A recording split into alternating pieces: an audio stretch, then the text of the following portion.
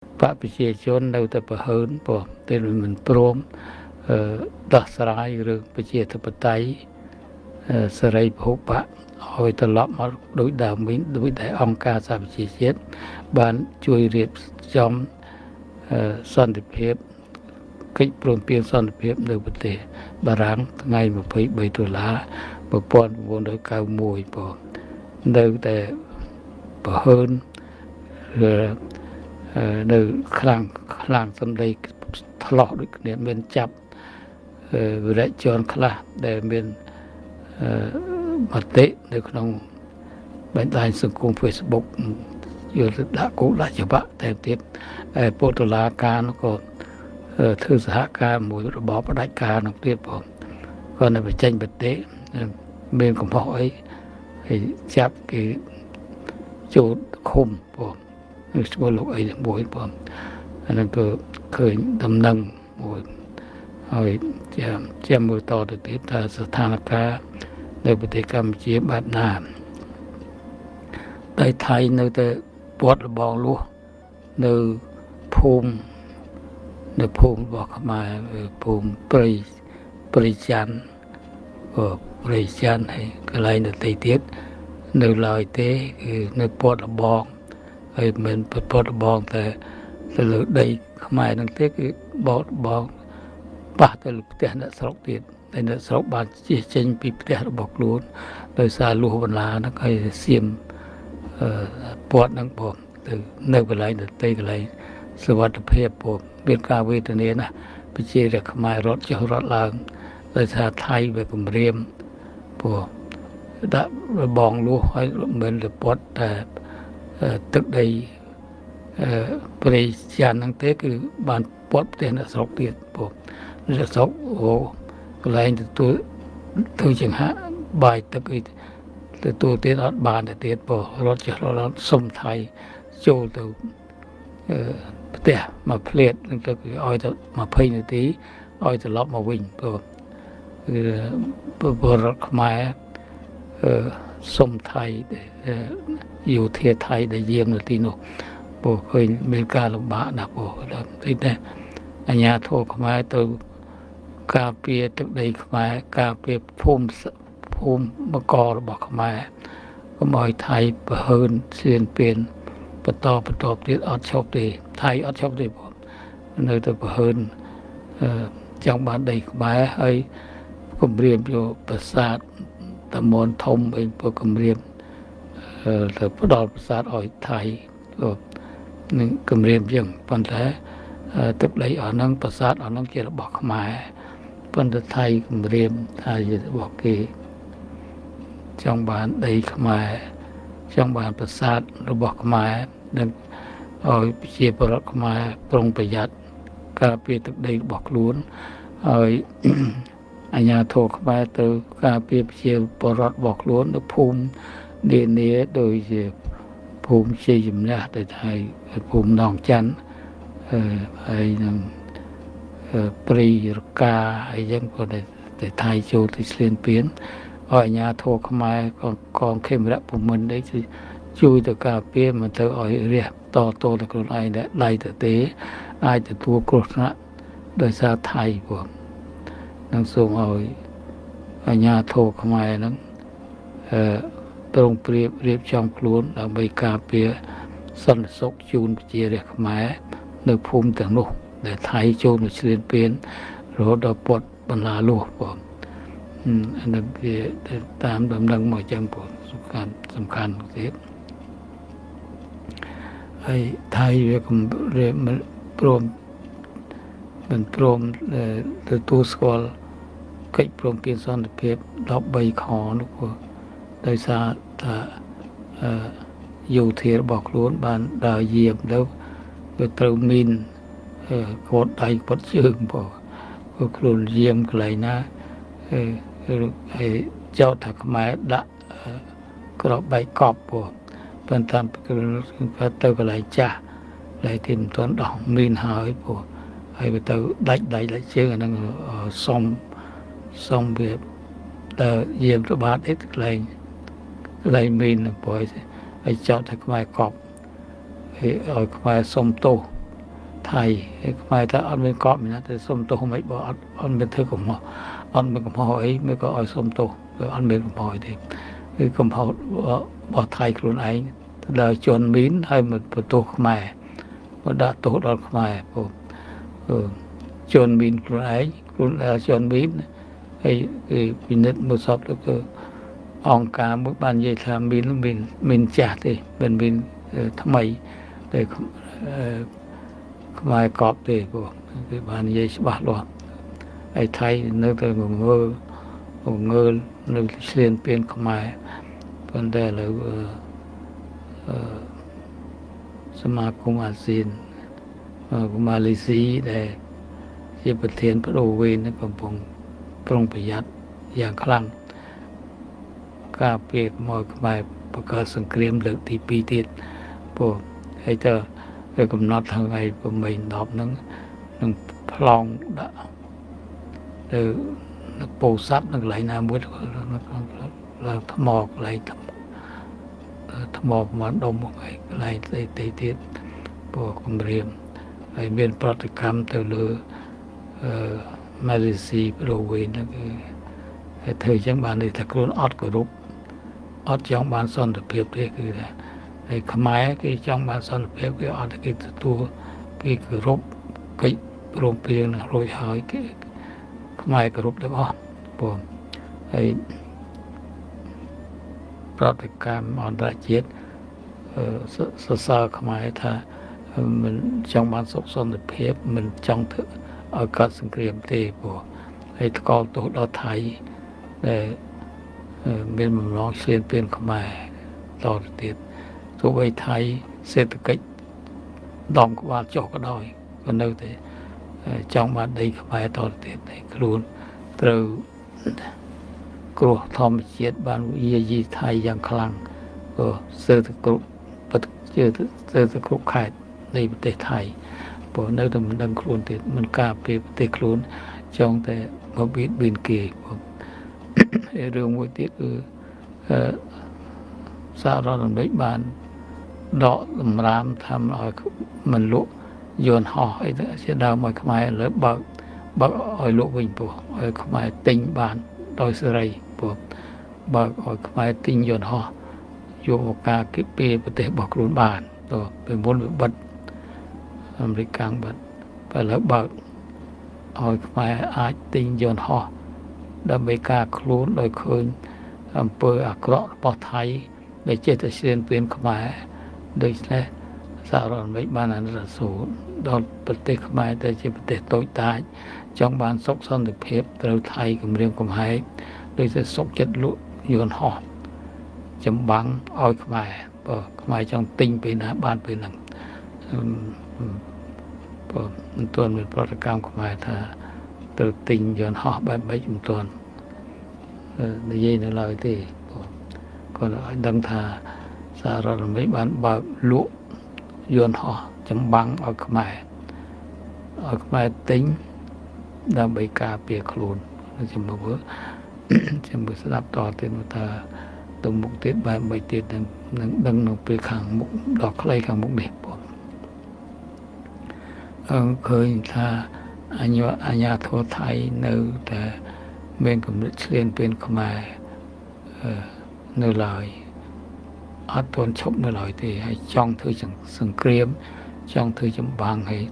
ថៃនឹងបែកបាក់ពួកច្រើនណាស់ព្រោះយោធាផ្សេងរដ្ឋាភិបាលផ្សេងព្រោះប៉ូលីសទាហានផ្សេងព្រោះហើយដាក់ព្រមបានមួយឡើងមកខ្លាំងឡើងមកខ្សោយបន្តិចទៅខ្ញុំនឹងយើងមិនច្បុកច្បល់នៅថៃខ្លាំងណាស់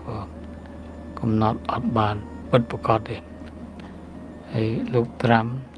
ដែលជាអ្នកអាជ្ញាកណ្ដាលក៏ពិបាកធ្វើការជាបាក់ខាងភាគីថៃព្រោះខាងខ្មែរអត់ទេខ្មែរនៅតែគោរពកិច្ចសន្យាបញ្ឈប់សង្គ្រាមទាំងអស់ខ្មែរគោរព 100% ព្រោះប៉ុន្តែថៃវាអត់គោរពហើយការដាច់ជើងដែលជន់មីនហ្នឹងវាឲ្យកំហុសដល់ខ្មែរថាខ្មែរដាក់ឲ្យវាដាច់ជើងបងព្រោះតែហ្នឹង មានខ្លួនដៃដែលជាងខ្លួនឯងទៅបន្ទោសខ្មែរបងទៅបន្ទោសខ្មែរដាក់កំហុសដល់ខ្មែរវាក្តៅចិត្តវាព្រោះក្តៅចិត្តវាព្រោះតែដកកិច្ចព្រមព្រៀងឈប់ប៉ុន្តែលោកត្រាំហ្នឹងដកការនិយាយគ្នាអំពីពន្ធដែលលំលែងគ្រប់យ៉ាងវាលែងតែអាវុធទៅលក់នៅសហរដ្ឋអាមេរិកទៅបង្កើនពន្ធតទៅទៀតទៅចង់ឲ្យទៅឈប់ប៉ុន្តែឲ្យឈប់ចរចាហ្មងបងដោយសារដរាបចរចាឡើងវិញអំពីពន្ធអំពីតំណែងលក់នៅសហរដ្ឋអាមេរិកហ្នឹងបាននិយាយគ្នាតទៀតបើថៃមិនព្រមឈប់ទេនៅតែគម្រាមបាញ់យន្តហោះមកលើខ្មែរអត់ចាស់មួយថៃទេបងហ្នឹងសហរដ្ឋអាមេរិកគម្រាមចឹងបងឬអត់និយាយមួយថៃតទៀតទេបងចាំមើលតទៀតតែលក្ខណៈហ្នឹងស្ថានភាពវាដល់ណាចាំមើលតិចទៀតដឹងរឿងពិតក្នុងថ្ងៃហេស្ដេចថៃទៅធ្វើទស្សនកិច្ចនៅចិនបងនៅចិនយកចិត្តចិនក្នុងវិញងាកឬចង់ងាកពីអាមេរិកទៅរកចិនក៏អាមេរិកដឹងរឿងនឹងច្បាស់បងដឹងរឿងច្បាស់តែថៃមានអេកេយ៉ាបែបមិនការពីដំបូងឡើយសហរដ្ឋអាមេរិកបានការពារថៃបងការពារសន្តិសុខជូនថៃប៉ុន្តែថៃវារំលគុណដល់រំលគុណអញ្ចឹងបើសហរដ្ឋអាមេរិកពិចារណាឡើងវិញព្រោះថៃហាក់ដូចជាងាកទៅរកចិនដោយស្ដេចថៃទៅទស្សនកិច្ចនៅប្រទេសថៃនៅប្រទេសចិនបងនៅហើយចាំសហរដ្ឋអាមេរិកពិចារណាឡើងវិញនៅអេរីយ៉ាបតប្រែកន្លះរបស់ថៃដែលឲ្យសហរដ្ឋអាមេរិកការពារខ្លួនបែបនេះចឹងងាកពីសហរដ្ឋអាមេរិកទៅងាកទៅរកចិនវិញចាំមើលស្ថានភាពនឹងវាទៅជាបែបម៉េចចាំមើលតទៀតហើយគម្រាមដល់សហរដ្ឋអាមេរិកទៀតតែថៃមានអធិបតេយ្យជាតិរបស់គេអត់មានទៅប្រទេសណាមួយលោកដៃចូលមកថៃទេដូចជាម៉ាឡេស៊ីជាប្រធានប្រូវេនោះគាត់ថាវិជាតិជាតិនៅកិច្ចការទីក្នុងរបស់ថៃហើយចំនួនជាមួយខ្មែរទេប៉ុន្តែម៉ាឡេស៊ីហើយនឹងសហរដ្ឋអាមេរិកហើយហាក់ដូចជាគាំទ្រខ្មែរទៅវិញទៅហ្នឹងវាចោតជាងបងប៉ុន្តែគេចង់ថាកុំឲ្យប្រទេសទាំងពីរហ្នឹងច្បាំងគ្នាតែច្បាំងទៅវាស្លាប់រៀងខ្លួនក៏ស្លាប់ទាំងខ្មែរស្លាប់ទាំងថៃព្រោះក្របបែកមានអីវាបាតុកិច្ចទៅវាគ្រោះថ្នាក់បានខាងភាគីខ្មែរមិនចង់ធ្វើចម្បាំងទេព្រោះខ្មែរធ្លាប់ឆ្លងកាត់ចម្បាំងជាច្រើនដំណាក់កាលរួចហើយថាមិនចង់ឲ្យកើតសង្គ្រាមតទៀតទេគឺបនស្រន់ឲ្យចប់សង្គ្រាមកុំឲ្យកើតសង្គ្រាមតទៅទៀតដោះស្រាយដោយសន្តិវិធីប៉ុន្តែរឿងមួយដែលបព្វជិជនមិនព្រមធ្វើសោះគឺថាទៅមានតុលាការអន្តរជាតិដោយតុលាការ ICJ តុលាការ ICJ តុលាការរដ្ឋ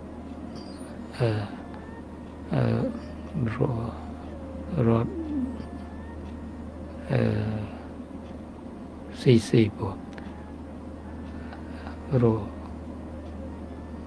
រស់ CC ក៏មានតុលាការ2តុលាការ1កាត់ទោសចំពោះបុគ្គលនៅក្នុងប្រទេសណាមួយដែលប្រព្រឹត្តអក្រិតបែបណាមួយទៅកាត់ទោសតុលាការ1កាត់ទោសប្រទេស2ដែលទាស់គ្នារឿងទឹកដីនឹងពួកនឹងទៅតុលាការ ICJ អានឹងកាត់ទោសចំពោះប្រទេសនិងប្រទេសដូចជាប្រាសាទបរពហេបានប្តឹងទៅតុលាការ ICJ ពួកហើយខ្មែរឈ្នះក្តីប្រាសាទបរពហេហើយ មួយទៀតអ្នកប្រព្រឹត្តអក្រិតនៅប្រទេសណាមួយដែលប្រព្រឹត្តអក្រិតលើប្រជាពលរដ្ឋរបស់ខ្លួនក្តីទៅលើជាតិណាក្តីទៅយកមកកាត់ទោសហើយមួយផ្សេងទៀតពងត្រូវការទាំងពីរហ្នឹងលើមានក្រុមមួយបានចុះលេខានៅសហរដ្ឋអាមេរិកបាទគាត់មើលភ្លេចឈ្មោះបានចុះហត្ថលេខាជាង35,000នាក់ប្តឹងទៅតុលាការអន្តរជាតិចំពោះការប្រព្រឹត្តអក្រិតទៅលើប្រជារាស្ត្រខ្មែរដូចជាបាញ់ផ្លោងក្របបែកផ្លោងក្របបែកចង្កោមក្របបែកចង្កោមមួយហើយបានរំលាយប្រាសាទព្រះវិហារជាបេតិកភណ្ឌពិភពលោកខុសច្បាប់អន្តរជាតិហើយ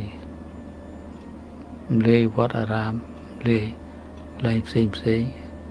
ដាក់ពាក្យប្តឹងអាទិត្យក្រោយនេះប្តឹងដល់ទៅ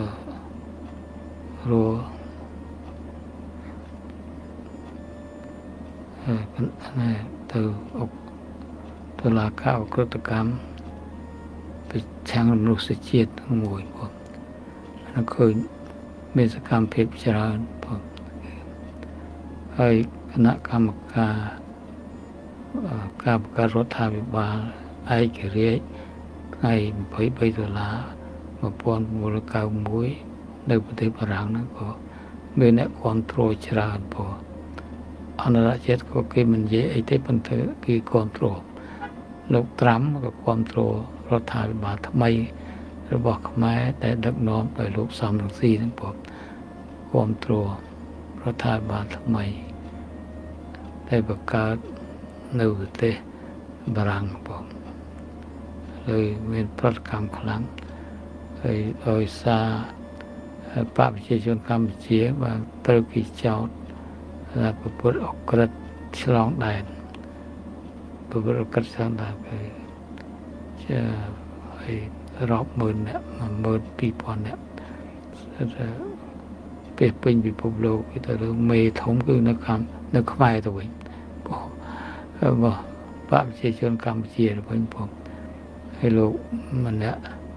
គឺឆេងស៊ីហ្នឹងរត់បាត់នឹងចាប់បានឯនៅចាំគង់ចាប់ធំគាត់នឹងជាចិនប៉ុន្តែអ្នកធ្លាប់ពិតគាត់ឆ្លងដែនបងមានលុយកាក់ដាក់នៅកន្លែងណាខ្លះកំពុងគេបកកសហរដ្ឋអាមេរិកប្រទេសអង់គ្លេសចេញមុខទៅបង្កកទ្រព្យសម្បត្តិឆេងស៊ីបងហើយដើរចាប់អានឹងមិនទាន់ដល់បកប្រជាជនកម្ពុជានៅឡើយទេព្រោះចាំមើលគេចាប់ឲ្យអស់សិនចាំលោកវាសនានៃបកប្រជាជនកម្ពុជាប្រធានហើយនឹងនាយករដ្ឋមន្ត្រីបង្កើតថ្មីនឹងមានវាសនាយ៉ាងណាទេដល់ទីផុតគេចាប់ដែរបែបមិនចាំមើលតទៀតបងតែពិសេសបកប្រជាជនមានបញ្ហាច្រើនណាស់ទៅលើខ្លួនដោយអន្តរជាតិចោទថាជាមេអក្រិតឆ្លងដែននេះទៀតផងនឹងគេមានឯកសារសពរបស់គេទាំងវាសនាបកប្រជាជនទៅលេខខាងមុខនេះក៏បែបម៉េចនឹងចាំមើលតទៅទៀតបងអានឹងរឿងផ្ទៃក្នុងបងហើយកំពុងមានរឿងជាមួយថៃផងបែរជាអត់ឈប់នៅតែឌីបដានចោតប្រកាន់គណៈបកសង្គ្រោះជាតិព្រោះហើយប្រជាពលរដ្ឋដែលប្រឆាំងខ្លួនព្រោះប្រជាពលរដ្ឋដែលប្រឆាំងខ្លួនមិនព្រមឈប់សោះគឺថាអន្តរជាតិបានជួយរៀបចំកិច្ចព្រមព្រៀងសន្តិភាពនៅប្រទេសបារាំងហើយ23ដុល្លារ1991ហ្នឹងជាមូលដ្ឋានសំខាន់ណាស់នឹងឲ្យខ្មែរមាននៅការរបបជាធិបតេយ្យឲ្យប្រព្រឹត្តទៅដោយបោះឆ្នោតដោយសេរីយុត្តិធម៌ អ្នកណាឈ្នះអ្នកនឹងដល់កាន់អំណាចប៉ុន្តែបព្វជិជនអត់គ្រប់តាមទេបងបានរំលាយគណៈបកសង្គ្រោះជាតិលេខគណៈបកសង្គ្រោះជាតិឆ្នាំ1997ចឹងបង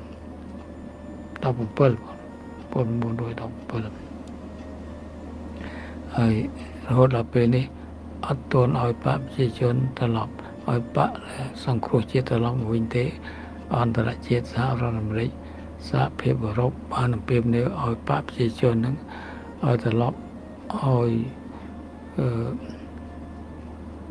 គណៈបកសង្គ្រោះជាតិមានសិទ្ធិធ្វើនយោបាយឡើងវិញឲ្យដោះលែងអ្នកដែលខ្លួនចាប់ឬកម្មសខាឡើងចេញឈប់ចោទប្រកាន់ហើយឡើងវិញឲ្យសមោះសមូលជាតិសមោះសមូលគ្នាដោយសន្តិវិធីបញ្ចប់សង្គ្រាមនឹងឲ្យបោះរៀបចំគោលយោបល់គណៈកម្មការជាតិរៀបចំបោះឆ្នោតបានត្រឹមត្រូវឯករាជ្យបោះឆ្នោតដោយប្រកបដោយសេរីយុត្តិធម៌ត្រឹមត្រូវឡើងវិញប៉ុន្តែប្រជាជនអត់ធ្វើទេអត់ធ្វើតាមទេហើយអ្នកដែលខ្លួនចាប់គាត់នៅបញ្ចេញមតិចាប់ដាក់គុកដាក់ច្បាប់ទៅដោះលែងឡើងវិញទាំងអស់ទៅដោះលែងឡើងវិញប្រជាជនក៏អត់ធ្វើតាមអន្តរជាតិទេដូចចាំមើលតទៅទៀតថាអន្តរជាតិគេធ្វើដោយម្ដេចទៀតចាំមើលតទៀតប្រជាជនមានកំហុសច្រើនណាស់ជុំវិញខ្លួនផងចាំមើលតទៅបងព្រមកែខ្លួនទេនៅតែខ្លាំងប្រឆាំងនឹងបពប្រឆាំងខ្លួនរំលែកគេហើយធ្វើបាបគេតទៀតចាប់គេដាក់គុកដាក់ច្បាប់តទៅទៀតឥឡូវខាងលោកសំនឹងស៊ីបានបង្កើតរដ្ឋាភិបាលក្រៅប្រទេសមួយបណ្ដោះអាសន្នសិនបងគឺហៅថារដ្ឋាភិបាលឯករាជ្យថ្ងៃ$23បងនឹងពងទៅធ្វើការបន្តទៀតដើម្បីប្រឆាំងនឹងបព្វជិជនកម្ពុជាឲ្យប្រទេសមានរបបជាធិបតេយ្យឡើងវិញដោយបព្វជិជនបានរំលែកចោលព្រោះចាំមើលតើស្ថានភាពអនាគតកាលអាចឃើញច្បាស់ថាស្ថានភាពខ្មែរពេលដល់ណាចាំមើលតទៅទៀតបងប៉ុន្តែតាមផ្លូវពុទ្ធសាសនាអំពើអាក្រក់នឹងឲ្យផលអាក្រក់នៅពេលខាងមុខអំពើល្អឲ្យផលល្អនឹងខាងមុខឲ្យខ្មែរជាអ្នកស្លូតត្រង់តែបានទទួលវេទនាជាច្រើនលើកច្រើនគ្រាដោយសម័យខ្មែរក្រហមកាប់សម្លាប់ពួកតឹងរឹងនិយមអាគមនេះតឹងរឹងនិយមគ្មានន័យអីទាំងអស់កាប់សម្លាប់ជាតិឯងព្រោះឥឡូវវាងាប់ជាតិអស់ហើយវាងាប់ជាតិដល់ចូលនរកបាត់ហើយព្រោះពួកខ្មែរក្រហមពលពតវាងាប់អត់អីដុតកងឡានព្រោះដុតកលាលវាលមកព្រោះឃើញច្បាស់ដល់ងាប់បន្តព្រោះអៀងសេរីក៏ងាប់នួនជាក៏ងាប់